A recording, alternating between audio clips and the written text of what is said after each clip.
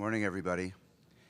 I'm standing in for Pat Kelly, who's the actual president of the American Craniofacial Society, but is unfortunately has the flu and couldn't make it. I'm Bill Hoffman, for those of you who I don't know, which is a small number, I hope.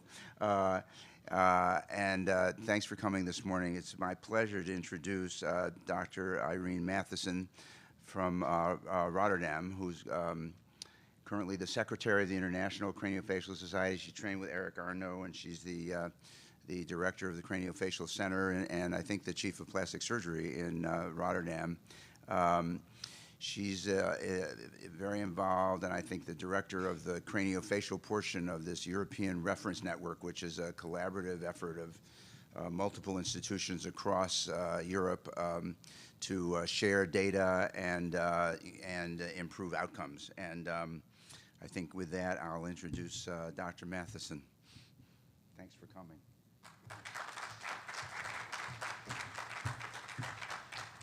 Thank you very much for that kind introduction, and I'm very honored, of course, to be invited to give the Whitaker lecture. It's a great honor, especially knowing Dr. Whitaker a little bit myself. So in this lecture, I want to reflect on where we are now in craniofacial surgery, and then particularly focus on craniosynostosis. I think we are in a stage now 50 years after the introduction of craniofacial surgery that we have to reflect. What did it bring? And where should we go next? So, and I think if you look at craniofacial surgery nowadays, it's increasingly safe. It becomes safer and safer in experienced hands. And I think that's mostly to do to our colleagues of the anesthesiologist, of course, who brought in like safe blood transfusion, taking care of difficult airway conditions and things like that. Ourselves as surgeons also had a little to do with this increasing safety, of course. We introduced several aspects during those years, and I think the major ones have been minimal invasive surgery, distraction osteogenesis, but also the 3D surgical planning. And for instance, the minimal invasive surgery was the former speaker on the Whitaker lecture. Lisa was giving you a nice overview of the added values for instance, springs, in which we reduce the blood losses and reduce risks for patients. So, but what did it bring, these 50 years of craniofacial surgery? I think we can all agree that it was a major improvement in quality of life for our patients, but did we actually prove this? Did we show how effective our surgery is and our other treatments within the team? And if you look at that, we have the guideline. The guideline on craniosynostosis was developed in the Netherlands and was then adopted as the European guideline for craniosynostosis. And that gives you a thorough assessment of all level of evidence that there is on craniosynostosis, both the isolated and the syndromic cases. And if you look at the grading of the literature, if you only look like the indication for surgery, it is very low for trichinocephaly. There is actually no hard proof that you need to do something. If you look at timing or type of surgery, it's also low for actual all types of craniosynostosis. So you can find this guideline in the Journal of Craniofacial Surgery in 2021. And of course, it's not only for us of scientific interest, but our parents of our patients, they need to know how solid is the evidence that we do a right correction for their child, because it's a huge stressful period for these parents to undergo. So we need to prove it. I think we have a real duty down there. So in this guideline and the European guideline, we have these recommendations for care. And we try to organize centralization, so really put together the care for these children in a reduced number of craniofacial centers. And the advice that we have is that you need a minimal volume norm. So you should do at least 15 intracranial cases of isolated craniosynostosis and 20 of the syndromic cases a year. And that will make you a center of expertise, that you get acknowledgement of course, that's not the only thing. It's not only about the volume number, it's also on what else do you do? What kind of team do you have? What kind of facilities? How is your follow-up? So we state you have to make annual reports telling the world, so not only yourself and a little in crowd, but everyone who wants to know what you're doing every year. So make an annual report on your activities. And we need standard outcomes because we need to compare results. Most of the studies are now single center studies, and then you only address the outcome of your treatment protocol. And you cannot compare it. So you cannot tell how good is your protocol compared to another one. So standard outcome parameters would be what is needed. And then you can make the comparative studies. So just a little bit of background, because I don't think most of you know even where the Netherlands is, because it's a tiny, tiny country. It's in the completely western part of Europe, and it's that tiny that you can't even see the little spot. Most probably have heard of Amsterdam, but I'm from Rotterdam, which is the second city in the Netherlands. We have 18 million inhabitants, which is not a lot, and it takes you 3 hours by car to go from north to south. So that's convenient. You don't lose patients. They're easy to trace. About 120 new cases of craniosynostosis each year. And we started off with 5 centers for craniosynostosis originally, which does not make sense. And we now had this centralization process since 2010, and now it's down to 2 centers only. So it's us doing isolated and syndromic cases. And by tradition, we were already doing the vast majority of these cases, like 80%. And then there's now the second center in Nijmegen, which is completely on the opposite side of the Netherlands. They do only the isolated cases, because it doesn't make sense for a complex disorder such as APERT or Cruzon to not centralize that to one center. And this guideline that we have developed, it's a legal document. So if you do something that's opposite to the advice or the recommendation given in the guideline, you have to really address that in your notes why you are doing something different, because you have to justify it. It's a legal document, so it's not just like this is a suggestion, but you have to do it. So this is, for instance, our annual report in which we mention all the team members that we have.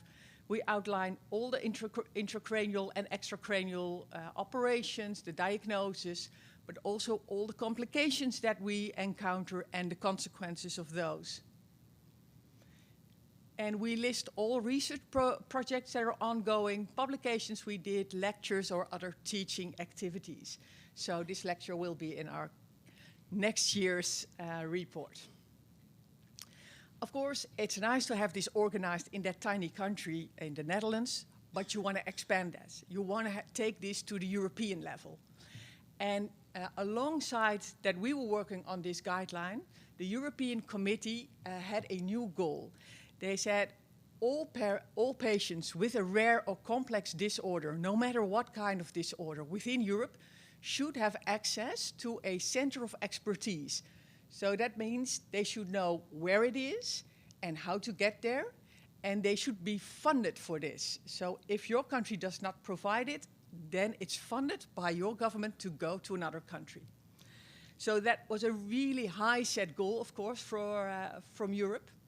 And they started in 2013, and they said to all member states, develop your own system in how to acknowledge your national centers of expertise. So that took about 2 years for all member states to get this solved. And then in 2016, the ones who get the acknowledgement apply to the European Union. And they designed 24 networks on rare diseases, and that is including everything. So there's a network for kidney diseases, for pediatric cancer, you name it. But the good thing is they included one specific network specifically on craniofacial anomalies and ENT disorders. And we call it the ERN, for European Reference Network Cranio. The nice thing is I'm coordinating this network. It's a network now that's including 48 hospitals from 24 countries. Of course, we had the Brexit, which was a major disaster, actually. But we now include the UK again as supporting partner, because they didn't want to leave at all, the doctors themselves. They want to especially get connected to this network. And I think the big issue also is that patient advocacy groups are included. So it's essential that patients are also part of this network. So it's not doctors only, it's everyone. It's also speech therapists, it's the nurses on the OR, it's the entire team that's involved, and patients. So in orange, you see the full members. Those countries, they deal with the highest level of expertise. And in blue are the affiliated partners. So they are close to getting a full member, but are just running short of a few of these recommendations. So they will get there in time, probably. But there is a big difference across Europe as well. So if you look, how good is centralization organized?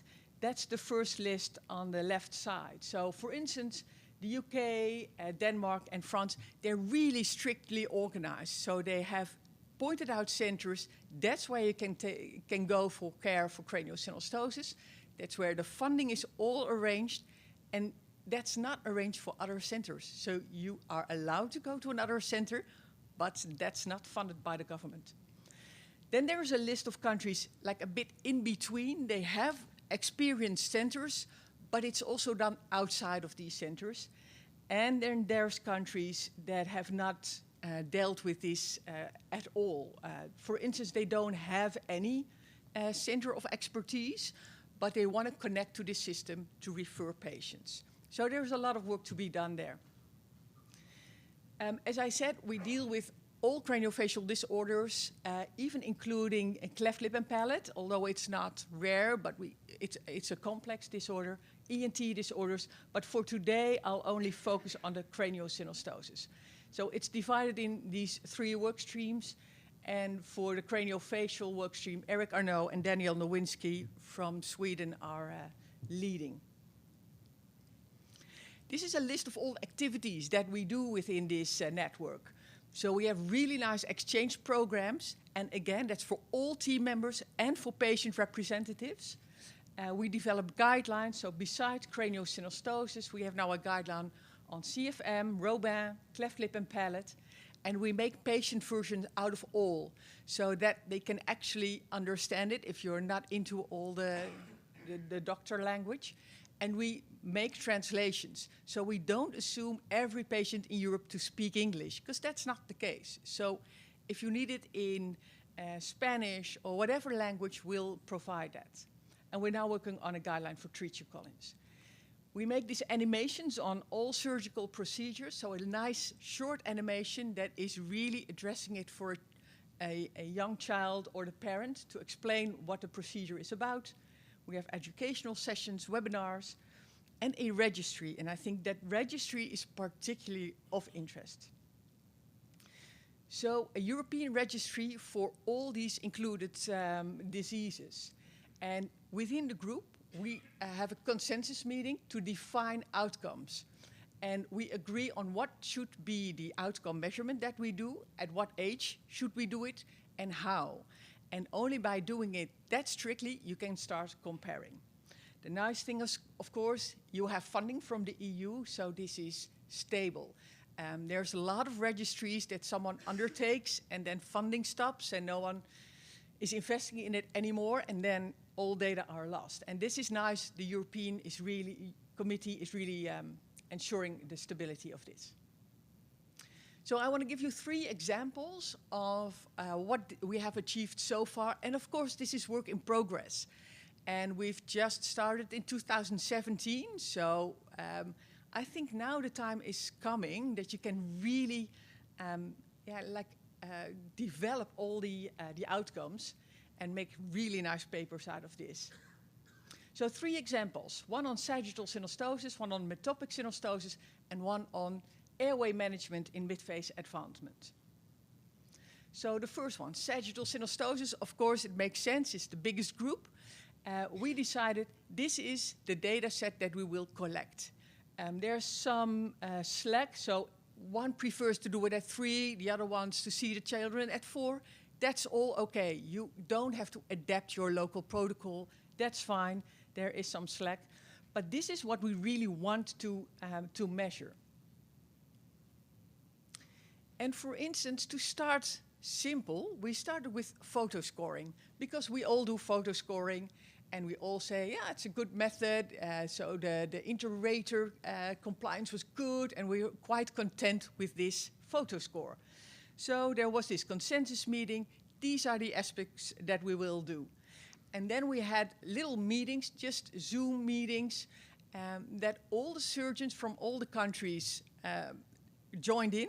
And with the Mentimeter, we scored the same picture in the same way as agreed. So, and we just kept on doing this. And this is how it came out. So only fair to moderate agreement on all these items. So even the top experts on this fairly straightforward condition do not agree that well. So photo scoring is not the best outcome measurement. What will be our next step?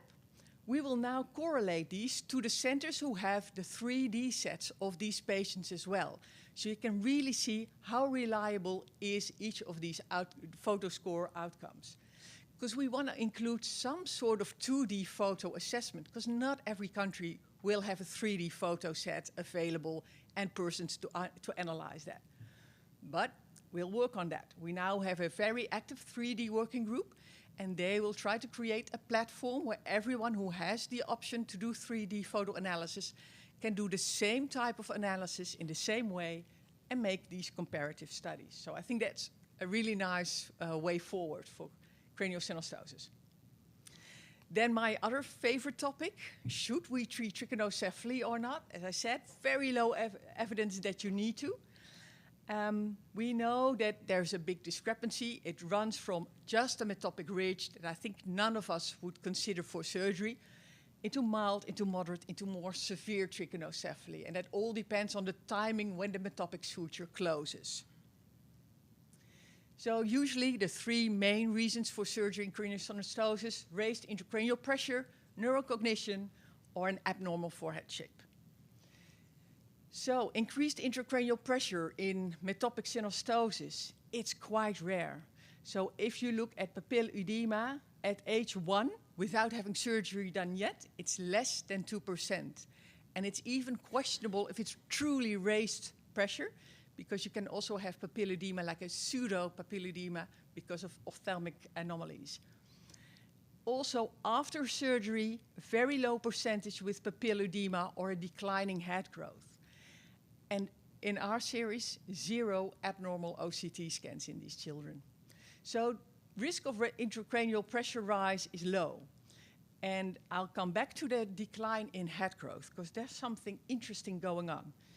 It's a study from Sweden that showed that if you do a frontal orbital advancement in these children, they started off with a normal intracranial volume, but it drops at the age of 3 with a few percentages. But I'll come back to that later.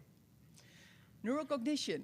So in the normal population, you will have 21 to 31% with an IQ, it's a 9% in the norm population with an IQ below 80 to 85. If you compare that to the trichinocephaly patients, it's much higher, 21 to 31%. That correlates with behavioral issue. There's a strong connection between the two factors. But you also have like a 6% chance of finding genetic causes relating to the craniosynostosis. And the interesting stuff is that these genes, when you find them, they overlap with studies that are being done in children with developmental delay. So regardless of having craniosynostosis or not. But there's an overlap between the two. So in somehow, metopic synostosis is related to that. But this is children who had surgery. So despite surgery, they have this really high chance of abnormal IQ scores. And we've now recently done a, I think, very interesting study. It's just, of course, pilot. It's low numbers with MRI scans in trichinocephaly patients who did not have surgery yet, and they were up to 2 years of age. 45 of these patients comparing to 14 age-matched controls. And we measured the white matter, the gray matter, the CSF volume, and compare them between the two. And what is quite interesting, if you look at the charts next, so in red it's the control, and in blue it's the patient. The most striking one is the total white matter. And you see that the volume of white matter is much lower in trichinocephaly patients at start, and it increases, well, quite rapidly within the first 2 years, and it reaches almost a normal level. But exactly this pattern is known in literature in children with autism spectrum disorder. So this is it's at least like circumstantial evidence that there is a link between a brain disorder and trichinocephaly, and we cannot do surgery for autism spectrum disorder. So why do we expect that we can improve this condition in trichinocephaly? Last factor why you should do surgery in these cases is, of course, for the shape of the forehead.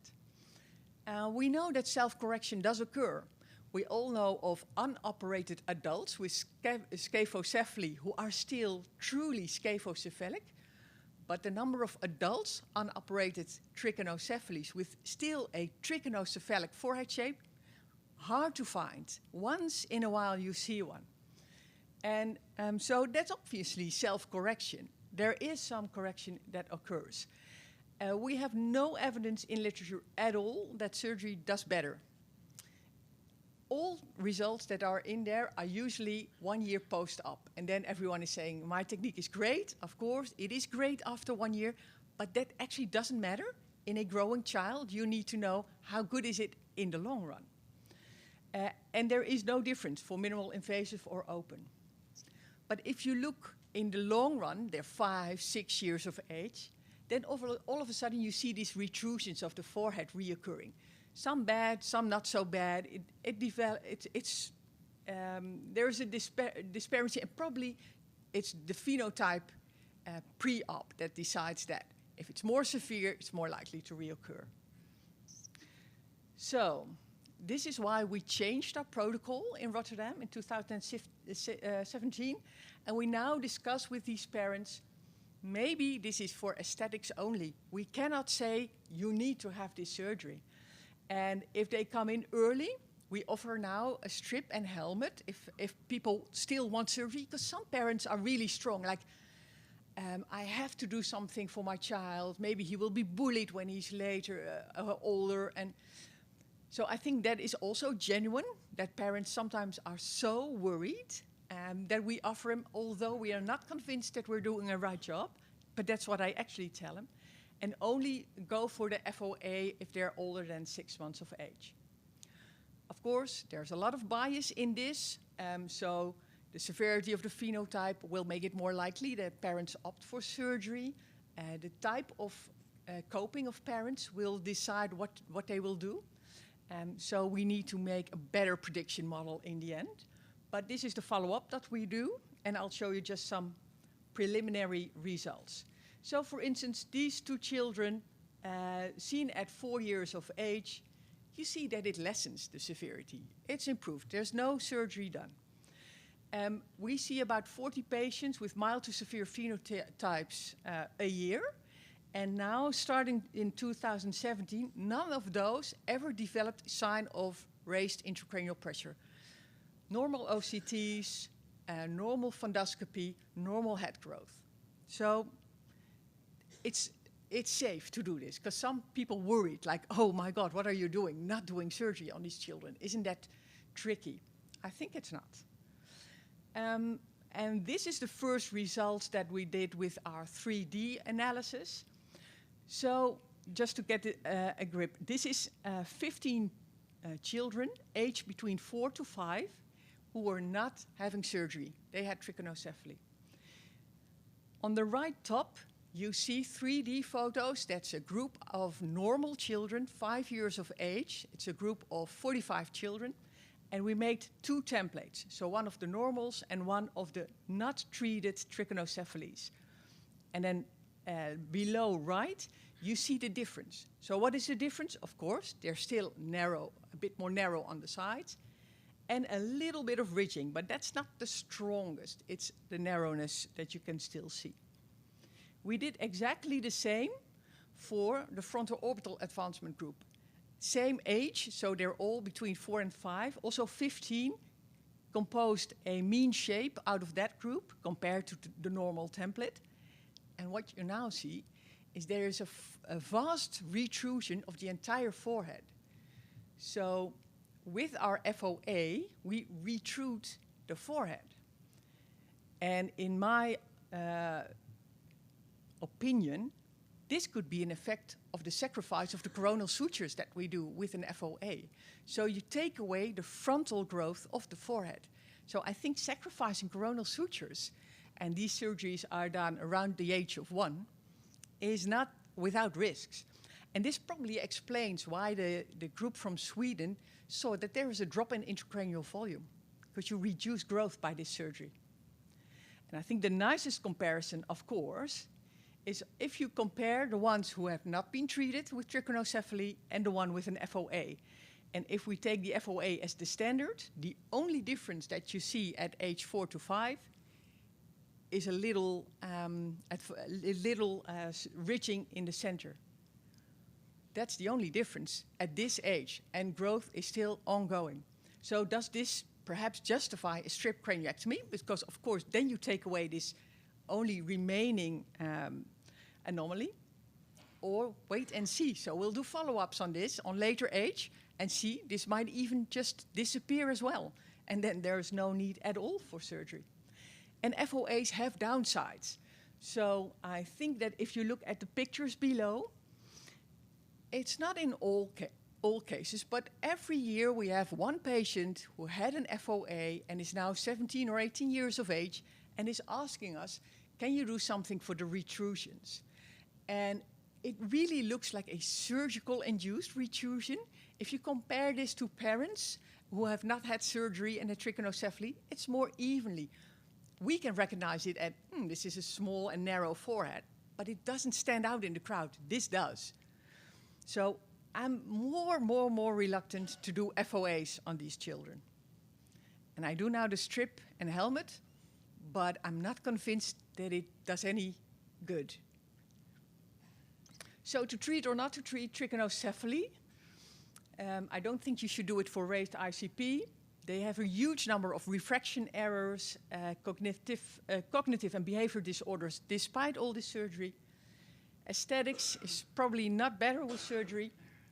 A strip could be the better. If you have to do surgery because parents really want you to do something, then I would prefer a strip. But this is, of course, ongoing work. And it's not only Rotterdam doing this study, so other centers, Sweden is now joining in, Italy is joining in. So I think that's, well, exciting to see. Then my third example of why I think this is a really nice setup, this European reference network, is that we were dealing with a educational session that we have every year, and there was a few anesthesiologists involved in most of the craniosynostosis surgery. And there was this big discrepancy in how they managed these children after a mid-phase advancement. So it's either monoblock or it's a Lefort-3, but how do you tackle direct post-op management for the difficult airways in these children? And of course, again, if you do the single center studies, it's low numbers, but we made a 7-center study and we could include 275 patients with either Apert, Crouzon, or Pfeiffer syndrome, 129 monoblocks and 147 Lefort-3. I think those are like the numbers that you really want for this kind of surgery. And there were like 4 types of management protocols after surgery. Either they were immediately extubated on the OR, or there was delayed extubation, so they go intubated to the ICU, left for a few days, and well, someone there decides when it's time for extubation. Some centers put in a tracheostomy just to bridge the surgery, so there was not an indication beforehand, but it's just because of the mid-phase surgery. And of course, there's a group of patients who already had a tracheostomy. So this is how it's divided, the 275 patients. So the majority was delayed extubated. That's 162. And the immediate extubation was 62. Tracheostomies were, of course, much less. If you look at how was the obstructive sleep apnea divided, of course, there's a little discrepancy. So it's the ones with the severe sleep apnea, it's like 25 or 26%. So that's not the discrepancy, but it's more in the moderate group. So even with moderate or severe sleep apnea, patients were immediately extubated. And this is the difference among the 7 centers. And if they were delayed extubated, there was a mean of 3 days that they were kept on the ICU with the tube in. And I think, well, Spain is one of the biggest group in blue, so the immediate extubated group. And we are like halfway in the Netherlands, all the way to the left. And that's because we changed our protocol in 2015. Then we started doing immediate extubations. And I think this is the most relevant. Was it safe? Could you extubate them? And was that okay? Or do you need re-intubations, other procedures? And actually, you see, nothing else is needed, or only short time, a little bit of oxygen. And that's the only thing they had, both in the immediate extubation and the delayed extubation. So that was similar. So no reason to keep them intubated, because they do well. And the biggest outcome difference was in complications. So if you ask, did the child develop pneumonia or pressure ulcers, particularly at the backside of the head, because of they just lie flat on the head and develop pressure ulcers, that was much higher in the delayed extubation group. So it's not only safe, because it's easy to manage their airways, but you avoid these type of complications if you do immediate extubation. So it's as safe, or a bit safer actually, and that should have been the aim. That should be the aim right now. So we try now to convince some of the anesthesiologists or the ICU pediatrician who might be reluctant, but this kind of data can convince them to be more liberal in extubations. So I think these 3 examples really make a case for centralization and joining research by having the same outcome parameters that you decide upon yourself with consensus meetings. That makes it worthwhile to compare the outcome. You have the good numbers with this, you have the consensus, and you identify best practice. Because I think that if someone would tell me a different type of surgery is best, I would start doing it tomorrow. Why not? Why stick to your own preference for surgery if something else is better? I don't think that any one of us would do that. But you need to be convinced, and I think this is the way to convince people, hopefully. So this is the proposed model. 1 center for all the craniofacial anomalies for every 10 million of inhabitants. That's why we have 2 centers. Then you need to develop this national network with referring centers. So you have to really know where the referring pediatricians are and keep close contact with them, because you should not exclude them from the care pathway. You should be in collaboration with them. Of course, allow easy access, so you need to be available for parents, for referring doctors, and collaborate with your patient advocacy groups. I think that is key. We don't need to decide on what's important. They know best. They have to tell us what is most relevant. So make annual reports, tell everyone what you're doing, and another requirement to be a center of expertise is that you join in research and you deliver data to our registry. So, in conclusion, I think understanding the condition is essential to improve your care. It's not just surgery. You need to understand what's happening, and especially you need to understand what growth is all about and how we affect it with surgery. And surgery may not be the solution, although that's a bit strange for a surgeon to tell you, but I think we need to reconsider sometimes. So dare to question your protocol and base that on scientific data. And only long-term outcomes matter. So I don't want to see data 1 year after surgery. We don't care. It should be longer outcome data. And change your protocol whenever there's science telling you that you should change it. Thank you very much for your attention.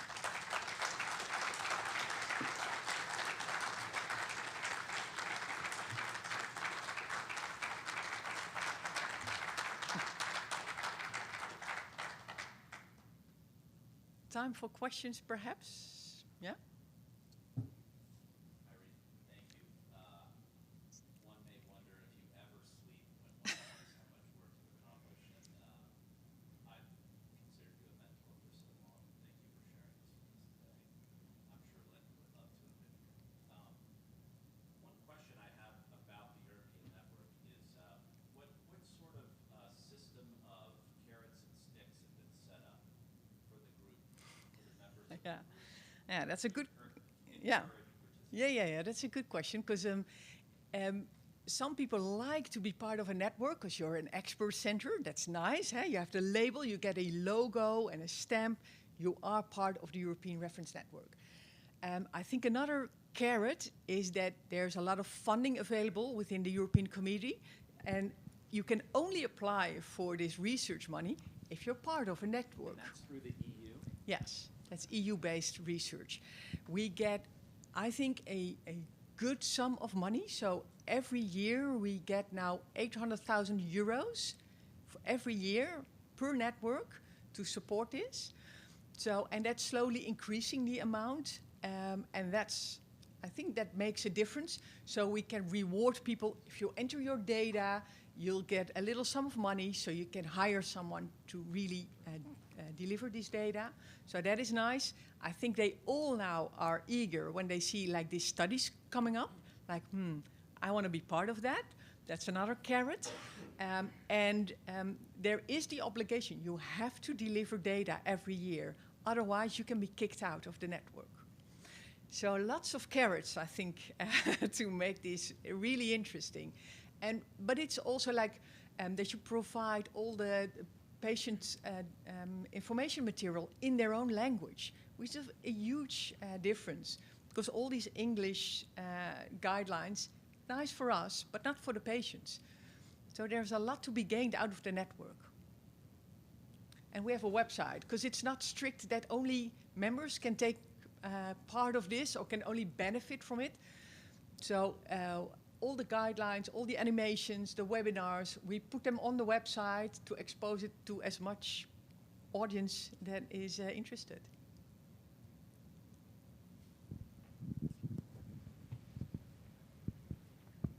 Thank you, very nice.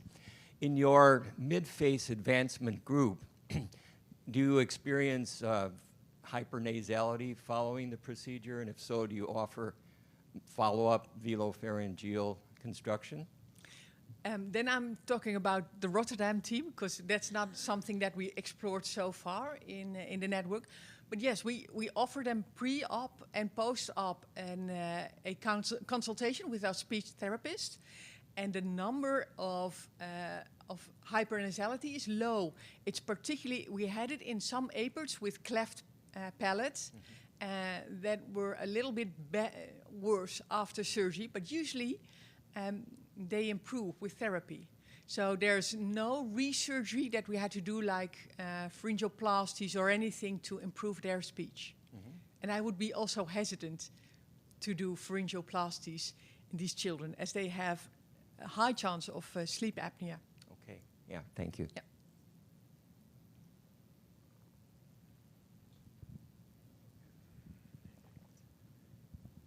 Dr. Mathijssen, thank you so much for being with us. That was a terrific talk. So you mentioned a number of the neat ways in which our field is evolving, distraction and cranial springs, and these techniques are continuing to get refined, which is exciting. How do we reconcile that with long-term outcomes that are often for neurocognitive, maybe 5 or 10 years down the road, or for aesthetic appearance and need for vision when kids are teenagers? And how do we balance the fact that we have to wait and have consistency of the techniques, yet those techniques are always evolving? Yeah, that's the difficulty, yeah, because with the 3D analysis, it's so nice, and then I'm a little bit disappointed that I can only show you 4- or 5-year-olds. I think doing this for so many years, I want to show you the adults, and we have the pictures of the adults, but I don't have their pre-op 3D, because we hadn't had 3D at that time. So there's like a balance.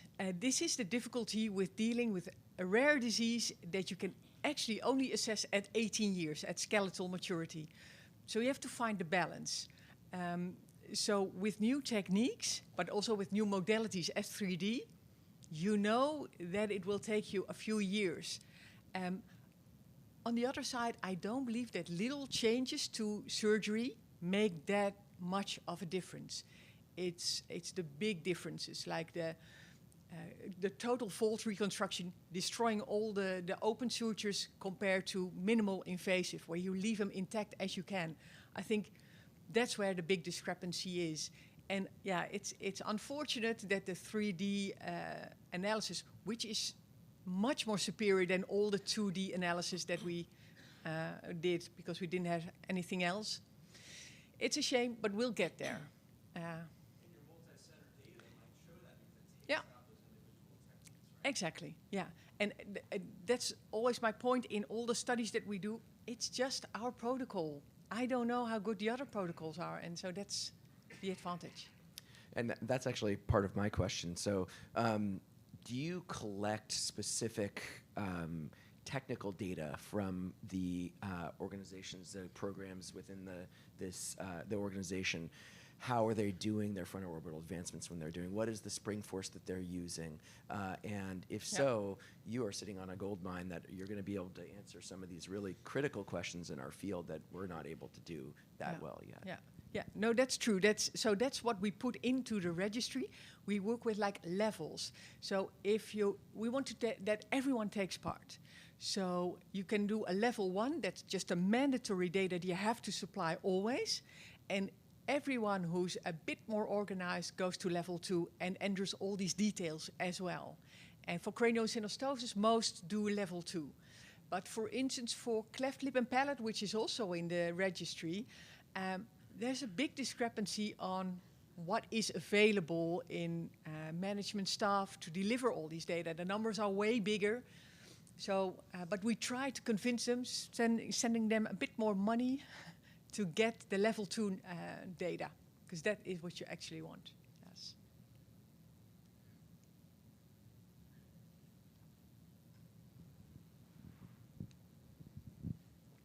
In regards, Dr. Mathijssen, to your comment on long-term outcomes, you have 3D photos on the, perhaps adults or teenagers, but not from before surgery. Why not just use your skin threshold on your CTs? We found those to be equivalent. If you get a 3D photo and a CT the same day, and you threshold on the skin, they're exact same measurements. Yeah. No, that's completely true. And so we take, we're doing that kind of studies as well, because we have, at that time, we took CTs in everyone. So I think that's a really good suggestion, that's a way forward, so you can match that. But it's like putting little bandages on every problem that you encounter. The best study would be, of course, the same kind of data pre and post-op, but it's a good suggestion. Well, and Irene, I think if you were to query the room, you would find a lot of very strong-willed people in the audience who feel that their way of doing things is the best. But yeah. I think one of the points you made that I think bears perhaps commenting on one more time is, if nothing else, maybe we can at least agree on a standard way to work these patients up. That way, you at least, before any intervention's been done, you have something, and with how much better our MRIs have become with regards to accuracy, with how much lower our ionizing radiation doses have become with CT. Yeah. It would be good to maybe as a group at least agree upon a starting point. Exactly, but this is how we start, of course, in 2017, so it's really slow, but it is, every year we have this meeting, and it's nice because you have everyone together, like multidisciplinarity as in this meeting, which is, I think, essential. So we also invite the radiologist and the ones who are never in the room at our usual meetings, and I think that helps to reach that consensus. And I think the nice thing also because now in my mind, because I'm completely non-technical, I think a 3D photo, perfect. So anyone can do a 3D photo. But then you talk to these technicians, and no, it's the same. You can do like in 100 version, which is a reference plane and this and that and all these little details. So they're working also on like a standard protocol on how we should all do the 3D photos. I think that's essential with new techniques. Irene, Irene, thank you so much. Spectacular outcomes, and congratulations on all of your Thanks. work. My question to you is, you presented a lot of good information on the metopic synostosis and conservative management, and I know your preference is to do the strip and the helmeting in terms of a minimally invasive approach. I know Lisa has a tremendous experience in doing the spring cranioplasty for these patients. So how do you blend all of this in terms of the data that you have? Because I think the outcomes are going to be different with a strip versus a spring versus an FOA. Yeah. And I completely agree with you Yeah. that we're creating a problem by doing FOAs in these patients. Yes, I'm a big fan of springs. We use springs for the sagittals. I don't. Do you use springs for metopics? Not very often. No, no, no. Mostly strips and helmets. I know that in Sweden they tried springs for metopics, but even created sometimes hyperthelorism. So I thought, well, let's not go there. Or they use a little metal wire to stop the spring from expanding too much. And I think, yeah, then this is a lot of technical tricks. But springs for sagittals, I'm a big fan. Although I think even, because I'm invited by Jessie to talk about the difference between springs in sagittals and the strip and helmeting in sagittals, there is, I think, there's no true comparative studies, but if the data that are out there, I cannot prove that any one of the two is better than the other one. So maybe it's just up to parents. I think some would prefer one surgery and take a helmet for granted, and some are really reluctant to have a helmet because they don't interact with their child as they like to. And they say, yeah, second surgery, it's daycare, I don't mind. So maybe that's also okay, to have different options, and parents can choose what matches them.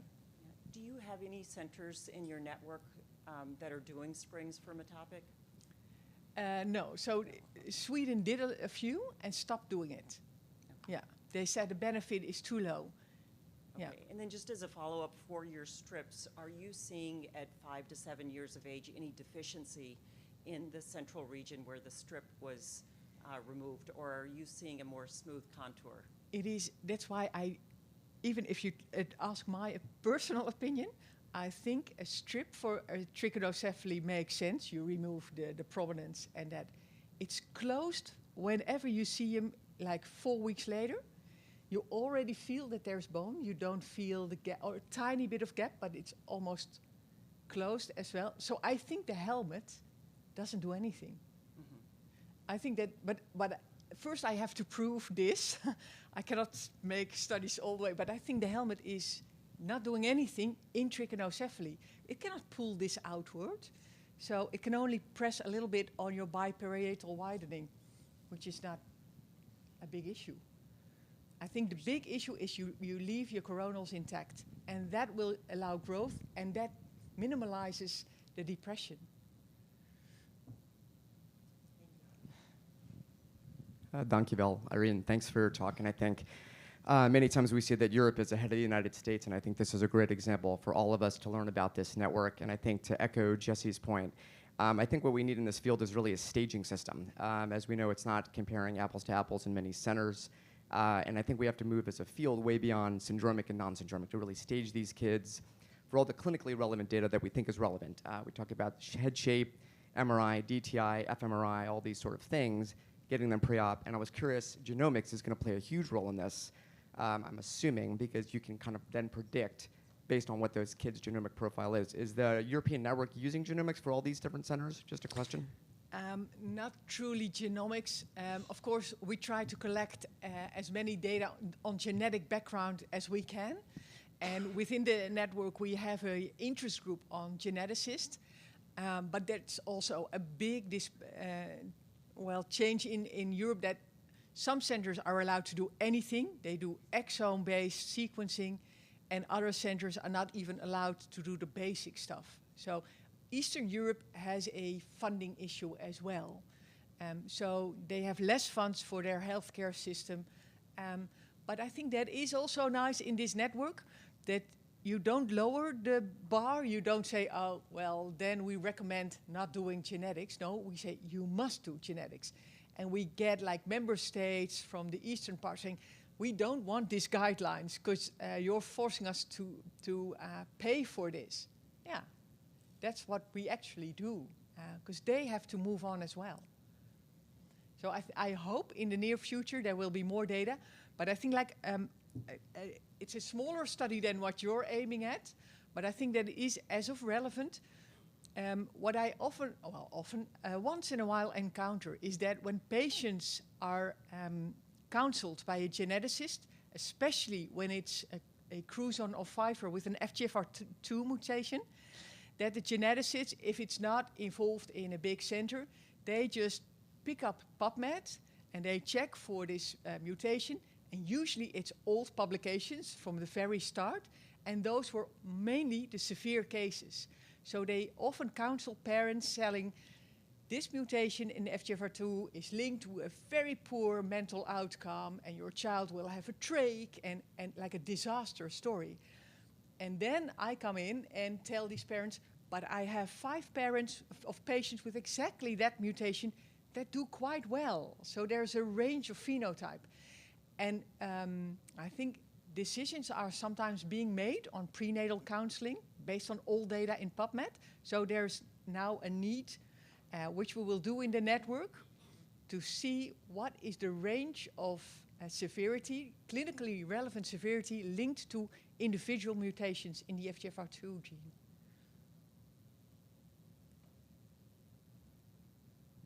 Thank you so much for your lecture. So stimulating in the morning. One thing that really struck me was your slide on IQ scores from atopic synostosis. I mean, that's stunning, to be honest with you. And my question was this: I mean, looking at development and certainly coming at it from a parent's point of view, if I had a child with atopic synostosis and you told me that their IQ scores, the percentage of kids with those IQ scores were that low, my question would be, do something.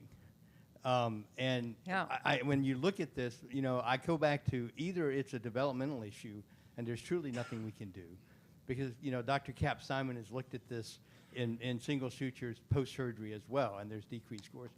Or is it a timing issue? And I refer back to John Persig's work, you know, on localized metabolic changes. I mean, is there something that we really can do to affect that? Because that, to me, is the most frightening. Thank you. No, I know. We had this type of discussion, for instance, in the group with Eric Arnaud, who said, no, you cannot stop do surgery, because then the child, if it gets retarded or delayed in development, parents will sue you for not doing surgery.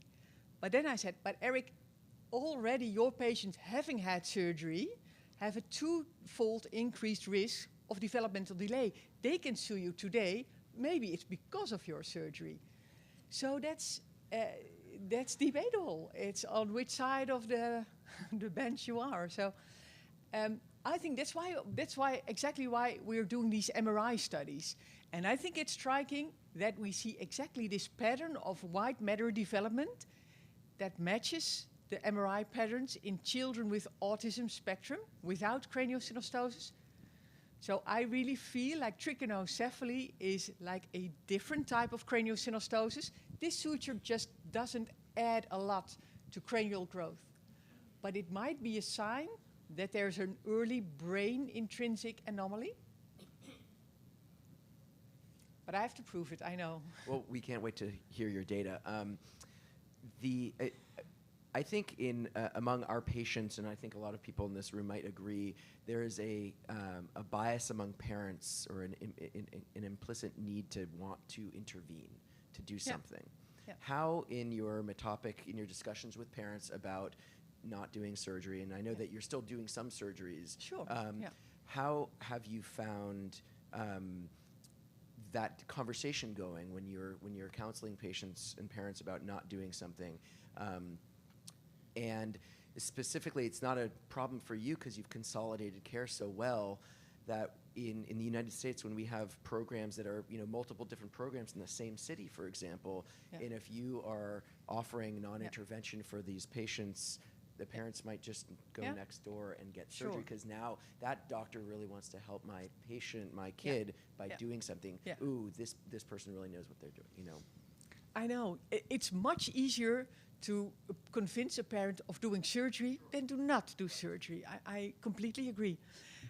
So what I really try to tell them, if you came with your child 10 years ago, I would have done surgery. But this is how our research has developed. And now I'm in doubt. I can't be certain that it's required. And I tell them, no matter what you choose, surgery or not, the follow-up will be identical. I will not lose your child for follow-up. So I'll send them to the ophthalmologist, everything, the entire same protocol. And I discuss with them, what is your preference? And then it's like a quick decision. Some parents are, no, if it's not required, I don't want surgery for my child. And so there's like 2/3 that immediately decide, I don't want any surgery if you don't tell me that I have to. But they are also willing to come back for all the follow-ups. And that's perhaps a tiny country nicer. And like 1/3 of the parents, they are in doubt. They say, bullying, he will look different. I don't want to run out of options. And then that's fine. So I also tell them this explicitly. It is fine no matter what choice you make. It's only that it has to reassure yourself. I'm not telling you what to do, but surgery in a strip, because then they all choose for strips. They don't want big surgeries. They opt for the small surgery. And I explicitly tell them that that's fine as well, because it's also essential that you as a parent feel comfortable with what you decided. And if you're completely stressed by not getting surgery, that is also not beneficial to the child. And we give them a week just to contemplate. They're sent to our nurse specialist, who they sometimes call daily. But it's nice to have nurse specialists to take care of that. They come back, and so you try to give them this exactly same treatment, protocol, feeling, no matter what they decide. There's no good or bad. That is what I try to tell them. Yes, it is. It is. Yeah.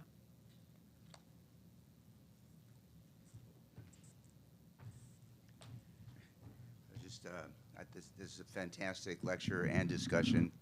I think I'm the only person in the room who was at the first International Craniofacial meeting in 1985.